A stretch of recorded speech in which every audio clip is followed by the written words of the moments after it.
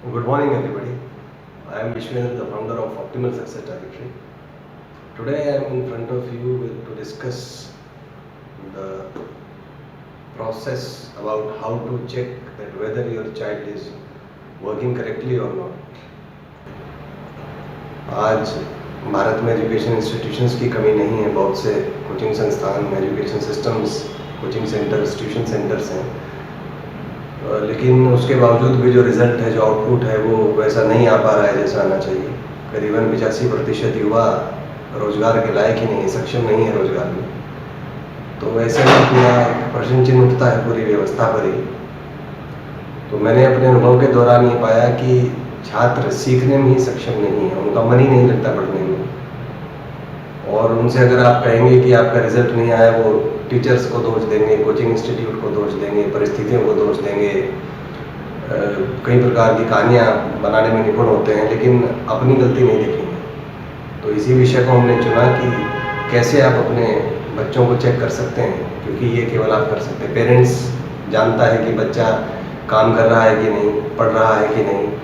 Teacher से वो झूठ बोल सकता है, कोचिंग इंस्टीट्यूट से झूठ बोल सकता है, अपने दोस्तों से झूठ बोल सकता है, सबसे झूठ बोल सकता है, लेकिन घर में क्योंकि क्या वो करता है, बोलना है, शब्द एक अलग चीज़ है, कार्य एक अलग चीज़ है, और किसी को शब्दों से नहीं उसके कर्मों से पहचाना जाता है। तो आप पेरेंट्स होने के नाते उसको पहचान सकते हैं कि बच्चा झूठ बोल रहा है कि उसमें कोई तथ्य भी है। तो इसी विषय को हमने चुना। तो कुछ स्टेप्स हैं जिससे हम चेक कर सकते हैं कि आपका जो बच्चा है वो सही से पढ़ाई कर रहा है कि नहीं। पहला उसमें स्टेप ये है कि आप डेली काउंसलिंग करें बच्चे की 15 मिनट शाम को। उसमें मात्र इतना पूछें कि आपने आज पढ़ा क्या है। अगर आपका बालक बता पाता है कि मैंने आज ये पढ़ा है, तो बिल्कुल ठीक चल रहा है बालक, वो चाहे कहीं भी पढ़ रहा हो। लेकिन यदि वो बता पाने में समर्थ नहीं है, उसे यही नहीं पता कि आज हमने पढ़ा क्या है, इसका मतलब केवल अपना टाइम और पैसा वेस्ट कर रहा है, वो टाइम पास कर रहा है जहाँ भी जाता है। अगला मेथड है कि उसे ओपन टेस्ट के लिए आप प्रोत्साहित करें, क्योंकि सबसे बड़ी समस्या ये होती है कि जहाँ भी बच्चा पढ़ रहा है तो उसमें जो क्वेश्चंस आते हैं टेस्ट में, तो जनरली ऐसा होता है कि जो पढ़ाते हैं उसी में से क्वेश्चन दे देते हैं, तो बच्चे उसको रट के आंसर लिख देते हैं और नंबर ले आते हैं। तो हो सकता है ऐसा आपका बालक भी कर रहा हो। तो इसको चेक करने के लिए आप जिस इंस्टीट्यूट में बच्चा पढ़ रहा है उससे किसी दूसरे इंस्टीट्यूट के test papers, open test papers वगैरह मंगा लें। हमारी वेबसाइट पे हमारे खुद के टेस्ट पेपर्स अवेलेबल हैं, ओपन टेस्ट पेपर्स, क्लास 5 से लेके और up to 12th class, JEE, PMT, NEET, AIIMS, इन सब के क्वेश्चन पेपर्स हमारे पास अवेलेबल हैं। आप व्हाट्सएप के थ्रू पीडीएफ फॉर्म में, आप पेटीएम के थ्रू पेमेंट करके अपने मोबाइल पे मंगा सकते हैं उसको। हार्ड कॉपी में भी आप पूरे मंगा सकते हैं। तो उससे चेक करें, बच्चे के रिएक्शंस देखें। 3 घंटे का टेस्ट है, आप खुद बैठे चेक करें कि बच्चा कितने क्वेश्चंस कर पाता है उसमें से।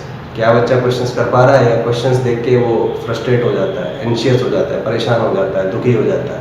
तो यदि ऐसे लक्षण हैं तो उसे आप हमारे माइंड ट्रेनिंग प्रोग्राम्स में ला सकते हैं, जिसमें हम ट्रेन करेंगे, बच्चे को सिखाएंगे कि कैसे क्वेश्चंस को टैकल करना है, अपने आप को कैसे पॉजिटिव करते हुए सीखना है।